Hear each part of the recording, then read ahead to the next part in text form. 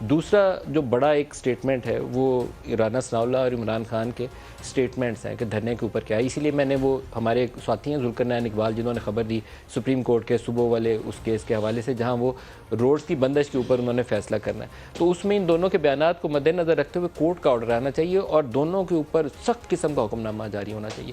نہ راستہ رکے گا, دونوں کے اوپر پابندی, اور نہ توڑ پھوڑ ہوگی, انتشار ہوگا. جو کرے گا اس کے اوپر قرار واقعی سزا کا بھی تعین ہونا چاہیے. تو سنیے رانا صاحب اور عمران خان کیا کہتے ہیں. یہ فتنہ اور فساد پھیلانے کے لیے جمہوری یا لانگ مارچ کے نام پہ جو ہے ان کو اجازت جو ہے وہ نہیں دی جا رہی. کوئی بھی روکنا چاہے ہمیں تو وہ روک کے دکھا دے, کیونکہ کوئی نہیں اس کو روک سکتا. یہ کوئی جمہوری مارچ نہیں ہے, یہ ایک فتنہ اور فساد مارچ ہے. میں اس کو پالیٹکس نہیں سمجھا, میں اس کو جہاد سمجھا. یہ اب گالیوں سے گولیوں پہ آ گئے ہیں, اور ایک پولیس کانسٹیبل جو ہے وہ لاہور میں جو ہے وہ شہید ہوا ہے. ریٹائرڈ آرمی آفیسر, ان کے گھر میں جب دیوار چھلانگ مار کے کوئی رات کو آتا ہے تو ان کی پہلی تو کوشش ہوئی ہوگی نا کہ یہ کوئی ڈاکو یا کچھ آئے ہیں, اور وہ کیونکہ ریٹائرڈ آرمی آفیسر ہے انہوں نے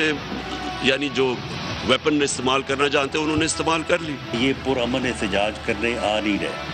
اس سے پہلے بھی جب یہ آئے تھے تو یہ اسی طرح سے پرامن احتجاج کا نام لے کے آئے تھے, اور اس کے بعد پھر جو ہوا. پرامن احتجاج ہمارا رائٹ ہے, اور وہ بھی رائٹ ان چوروں کے خلاف. جب تک الیکشن کی ڈیٹ نہیں ملتی اور یہ اسمبلی جاتی نہیں ہے اور یہ امپورٹڈ حکومت ختم نہیں ہوتی, انشاءاللہ تب تک چلے گی.